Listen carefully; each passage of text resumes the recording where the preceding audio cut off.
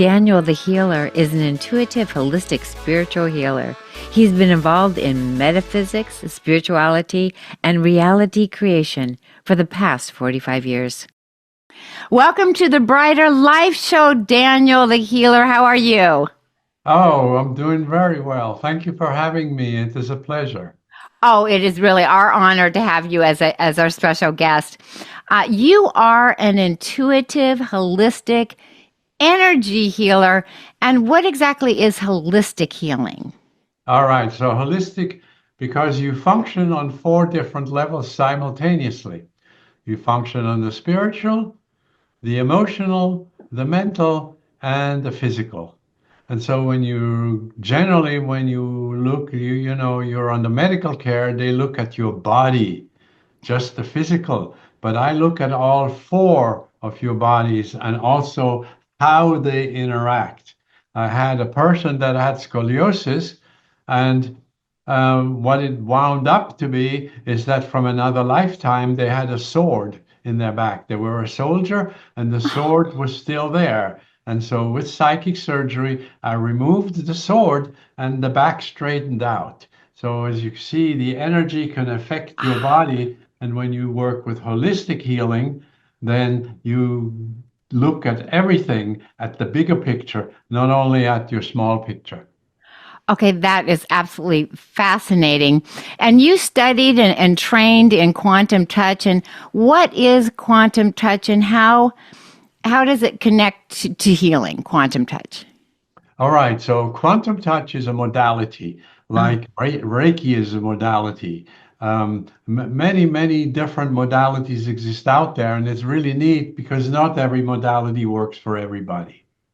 So quantum touch is a modality that is, first of all, very easy to learn. I really recommend it. Anybody who wants to start healing, they listen to the show. Yeah, I always thought I wanted to do some healing. Go to quantumtouch.com, get the book, read the book. By the time you're finished with the book, you are a healer.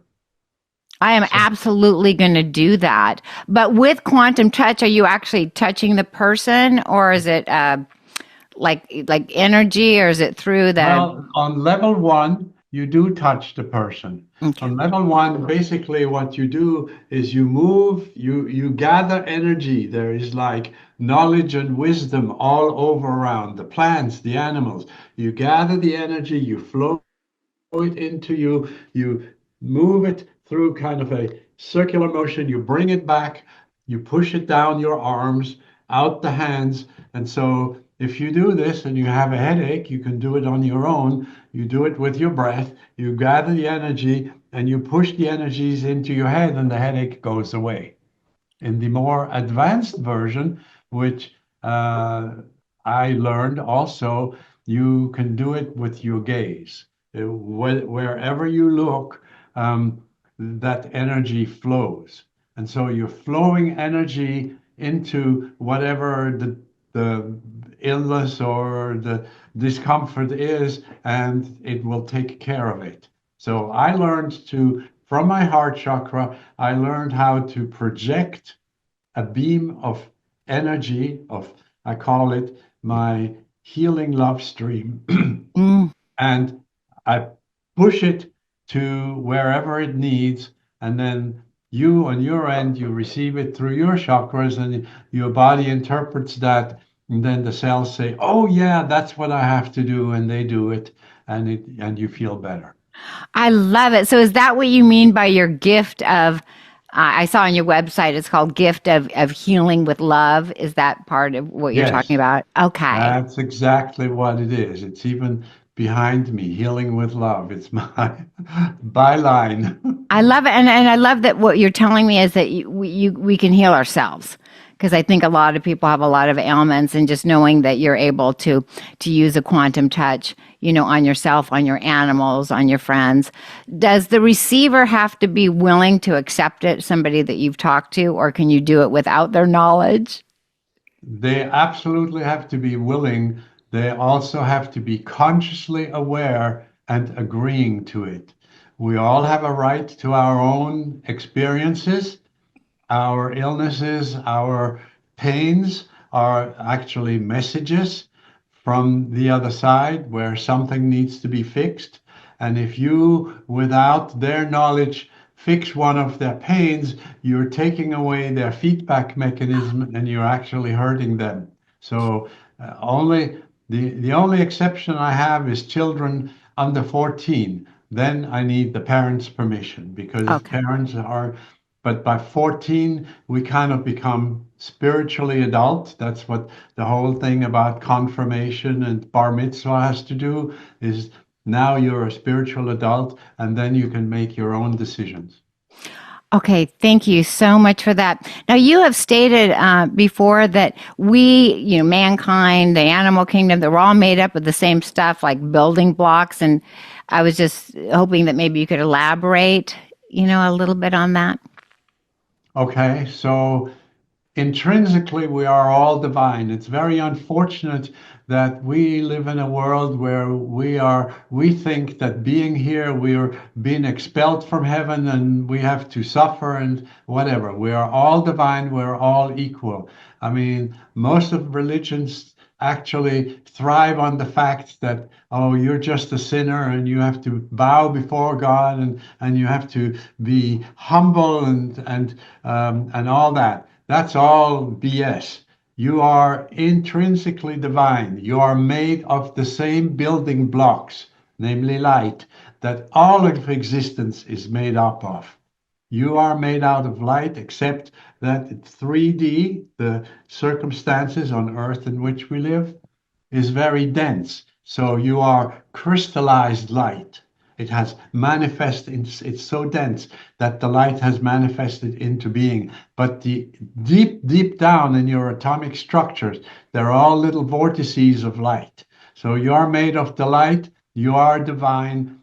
The Bible says, everything God and God is everything. And aren't you part of everything? Yes, you are part of everything. And as such, you are divine. The only difference between you and God or Goddess is that they've been at it for so much longer. They've accumulated so much more wisdom and consciousness and awareness. You are basically gods and goddesses in training, and you need to live it. You need to, on a daily basis. You get up in the morning. You may your legs may already be on the floor, but you're still sitting on the bed, and you surround yourself in light, and you say to yourself, "I am divine." And then you step forth into your day and you respond to your circumstances. If something weird comes up, you don't just automatically respond. Take a moment. One, two, three, four, five. Now, as a divine being, how would I respond to this? And then you respond. You are creating a circumstances where you project your light into your world, your love and your light. And you know what they say, a rising tide lifts all ships. And so if you are brilliant, you are a light, you will inspire others to become a light as well. So this is sort of part of how somebody can create their own reality. Are there other things that we can do in creating our reality? That is correct. Exactly. I mean, one of the things that the divine does is passionately create. They created the earth, the 7 days of manifestation, and on the seventh day he rested, and the sixth day he brought it. He created that. Now there's not a quote unquote Home Depot or Lowe's in heaven where they got the the raw materials for us to be. No, God reached into himself and he created us. And as a divine being, we can create as well. And we do create. We create our own reality. Everything that comes to you, your whole life, the circumstances, uh, driving down the road to work, and there's this traffic accident. All that you create. You create that with your unconscious mind, and you create based on your belief, attitude, thought, feelings, choices, and decision. And if your attitude is, oh, I'm a victim, poor me, what is life going to serve you? More circumstances that actually support your idea that you're a victim. But if you think, Exactly. oh, I'm the victor, I'm having a great time, life is superb, then life will bring you all the circumstances. I have all the money I need. If you truly believe that on all levels, you will have all the money you need. Your thoughts are very, very important. What you think of your world, what you think of yourself, belief, attitude, thought, feeling, choices, and decision. That's the raw materials that create your reality. Excellent words, and I think that people, could really start thinking, of themselves as a victor, as opposed to a victim. And we seem just sort of being getting a lot of attention from being a victim these days. But if they could just switch their mindset and be a victor, that would be fabulous. And thank you so much, Daniel, the healer, for being here. And how can people get in touch with you? All right, so I have two particular ways of getting in touch with me. The one is through my website, danielthehealer.com. That's for if you want personal attention. But if you want to participate in my free online energy healing, which happen twice weekly, Wednesdays at 10 a.m., Thursdays at 8 p.m. Eastern Time, then you go to my other website called ihealyourpain.com. The first time you'll have to register, but afterwards it's always free and you can participate as many times as you wish. Take care. Thank you for having me. Wishing everybody all the best. Okay, thank you so much. And until next time, goodbye, everybody.